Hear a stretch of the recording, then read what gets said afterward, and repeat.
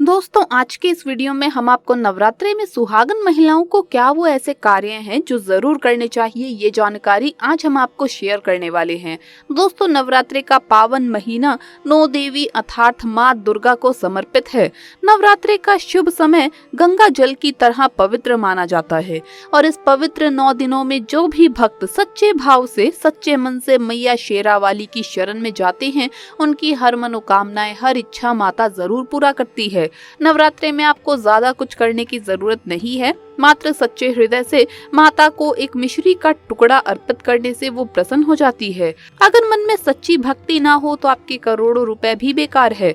धर्म शास्त्रों में बताया जाता है कि नवरात्रि के पावन महीने में घर परिवार में किसी एक सदस्य द्वारा एक तांबे के लोटे में जल भरकर और उसमें थोड़ा गंगा जल डालकर अगर पीपल वृक्ष पर चढ़ाया जाए तो माता रानी आपको धन से माला माल कर देती है। आपकी जो भी इच्छा हो सब पूर्ण हो जाती है, क्योंकि नवरात्रि में माता रानी धरती पर आकर अपने हर भक्त के घर में वास करती है और पीपल वृक्ष में 9 देवियों का वास होता है, माता शेरावाली का वास होता है। अगर आपके पास समय ना हो तो घर की किसी भी महिला को 1 लोटा जल अवश्य अर्पित करना चाहिए। दोस्तों, माता रानी सच्ची भक्ति की भूखी है, वो आपसे कुछ नहीं मांगती। सच्ची भावना और सच्चे दिल से अगर आप उन पर 1 फूल भी अर्पित करते हैं तो जगत माँ आपके घर में अपना स्थान बना लेती है। शास्त्रों के अनुसार कहा जाता है कि अगर आपके माता पिता नहीं है तो आप जगत की माँ यानी माता पार्वती को अपनी माँ मान सकते हैं। एक बार सच्चे हृदय से माँ को पुकार कर तो देखिए, वो आपकी हर मुराद अवश्य पूरी करेंगी।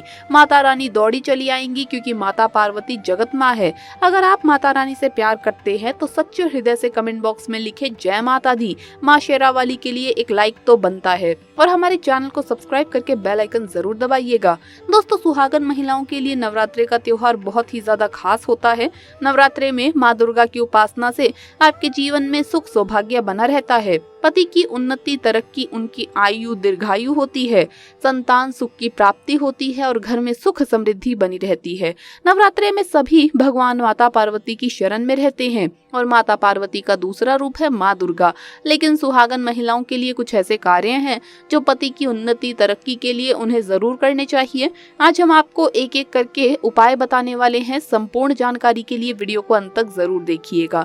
सबसे पहले नवरात्रि में सुहागन महिलाओं को क्या करना चाहिए, आइए जानते हैं। दोस्तों, नवरात्रि में माँ दुर्गा की पूजा आराधना के साथ साथ भगवान शिव और माता पार्वती की पूजा भी आपको हर रोज करनी चाहिए, वो भी पूरे 9 दिनों तक। आप कोई व्रत करे या ना करे, लेकिन हर रोज माता पार्वती को अगर नवरात्रि में आप सिंदूर और एक लाल फूल भी अगर अर्पित कर देते हैं तो आपके सुहाग की रक्षा माता हमेशा करती है। किसी भी प्रकार की अगर पति को स्वास्थ्य संबंधित समस्या है तो आपको ये कार्य तो जरूर ही करना चाहिए। माता को रोजाना एक लाल फूल अर्पित करें, गुड़हल का फूल हो तो और भी ज्यादा अच्छा रहेगा, और लाल सिंदूर रोज माता को अर्पित करें और फिर अपनी मांग में भी जरूर भरें। ये कार्य आपको करना ही चाहिए और ये उपाय सभी के लिए है। दोस्तों, आइए अब जानते हैं दूसरा कार्य। नवरात्रों के दिनों में सभी सुहागन महिलाओं को ये जरूर करना चाहिए। दोस्तों देखिए, ये नवरात्रि का पर्व है, चारों ओर खुशियां ही खुशियां होती है, हरियाली ही हरियाली होती है, हर तरफ माता रानी के जागरण होते हैं। इस समय हर कोई भगवा रंग धारण करता है तथा लाल रंग के कपड़े धारण करता है। यानी साफ साफ कहा जाए तो इस त्योहार को भक्ति और पावन का पवित्र दिन भी कहा जाता है और ऐसे में लाल रंग का नवरात्रि के दिनों में बहुत विशेष महत्व हो जाता है। ऐसे में नवरात्रों के दिनों में सुहागन महिलाओं को लाल, हरी चूड़ियां और हरे रंग के कपड़े तथा लाल रंग के कपड़े जरूर पहनने चाहिए। ऐसा करने से आपसे माता पार्वती व भोलेनाथ बहुत प्रसन्न होते हैं और सदा सौभाग्यवती रहने का आशीर्वाद देते हैं, पति को दीर्घायु रहने का आशीर्वाद देते हैं। दोस्तों, इसीलिए आपको नवरात्रि के शुभ अवसर पर हरे और लाल रंग का उपयोग जरूर करना चाहिए। चूड़ियों में करें, कपड़ों में करें, पर लाल और हरे रंग का इस्तेमाल जरूर करें। ऐसे में आप भगवा रंग भी पहन सकते हैं। लाल, पीला, हरा, गुलाबी तथा भगवा रंग बहुत ही शुभ और पवित्र माना जाता है। इससे माता पार्वती अति प्रसन्न हो जाती है। लेकिन याद रहे, नवरात्रि के पवित्र दिनों में काला वस्त्र तथा सफेद रंग का कपड़ा सुहागन महिलाओं को नहीं पहनना चाहिए। सुहागन महिलाओं के लिए ये रंग अशुभ माने जाते हैं। दोस्तों, तीसरा कार्य, नवरात्रि में किसी भी सुहागन महिला का गला खाली नहीं रहना चाहिए। खास तौर पर हर सुहागन महिलाओं को नवरात्रि में मंगलसूत्र जरूर धारण करना चाहिए। यदि आपके पास अगर मंगलसूत्र उपलब्ध ना हो तो आप काले मोतियों की चैन भी पहन सकते हैं। लेकिन नवरात्रि के शुभ अवसर पर सुहागन महिला का गला बिल्कुल भी खाली नहीं होना चाहिए। और अगर मंगलसूत्र है तो आपको मंगलसूत्र ही पहन लेना चाहिए। खास बात का ध्यान रखें कि मंगलसूत्र कहीं से भी टूटा हुआ ना हो। किसी भी प्रकार से अगर मंगलसूत्र में कोई दिक्कत है तो आप उसे फिर से अच्छे से तैयार करवा लें और इसके बाद उसे नवरात्रि में पूरे 9 दिन तक कम से कम आपको जरूर धारण करके रखना चाहिए। दोस्तों चौथा कार्य, नवरात्रि में भूल कर भी किसी भी सुहागन महिला को काले रंग के कपड़े नहीं पहनने चाहिए। इस बात का ध्यान आपको खास तौर पर रखना चाहिए।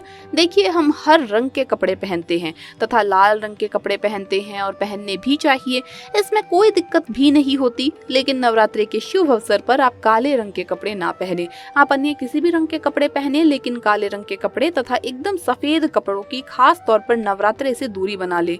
दोस्तों पांचवा कार्य, नवरात्रि में सभी विवाहित महिलाओं को, सभी सुहागन महिलाओं को इस बात का जरूर ध्यान रखना चाहिए कि उनकी मांग हमेशा भरी रहे। नवरात्रि में सुहागनों को अपनी मांग कभी खाली नहीं रखनी चाहिए। कोशिश तो यही करनी चाहिए कि जो आपके सुहाग का सिंदूर है नवरात्रि में आप थोड़ा सा वो भी लगाएं।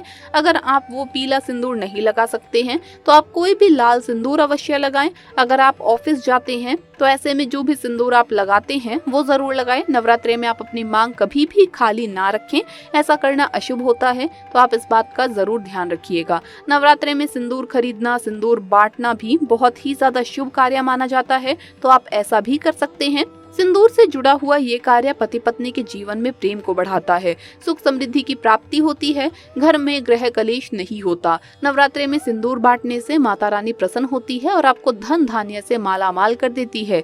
इससे आपका सुहाग और तरक्की करता है।